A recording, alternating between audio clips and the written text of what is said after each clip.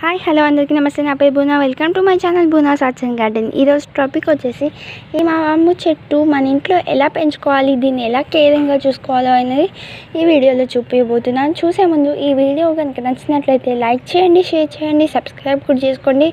Subscribe చేసిన తర్వాత పక్కన బెల్ ఐకాన్ క్లిక్ చేయడం మర్చిపోకండి. బెల్ ఐకాన్ క్లిక్ చేయడం చేసే ప్రతి వీడియో మీకు నోటిఫికేషన్ ద్వారా వస్తుంది, మీరు చూడగలుగుతారు. ఇప్పుడు టాపిక్లోకి వెళ్ళిపోదామండి. ఈ మామిడి చెట్టు చాలా మొండిగా పెరుగుతుంది, గుబురుగా కూడా పెరుగుతుంది.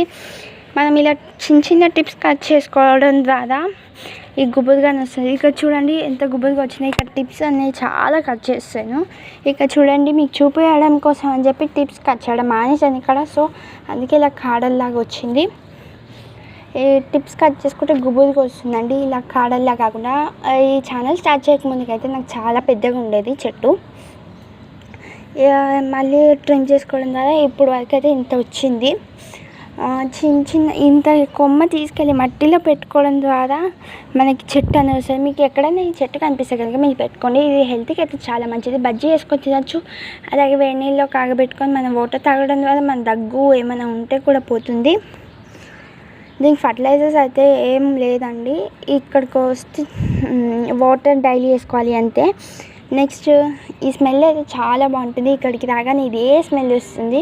డైలీ నేను టెర్రస్ పైకి వచ్చినప్పుడు ఒక్కొక్క ఆకు అనేది తింటాను. చాలా హెల్త్కి అయితే చాలా మంచిది ఇది. సో మీకు ఎక్కడైనా కనిపిస్తే మాత్రం చిన్న కొమ్మ తెచ్చుకొని పెట్టుకోండి. ఇదేనండి వీడియో. ఈ వీడియో మీకు నచ్చిందని అనుకుంటున్నాను. నచ్చితే లైక్ చేయండి, షేర్ చేయండి, సబ్స్క్రైబ్ కూడా చేసుకోండి.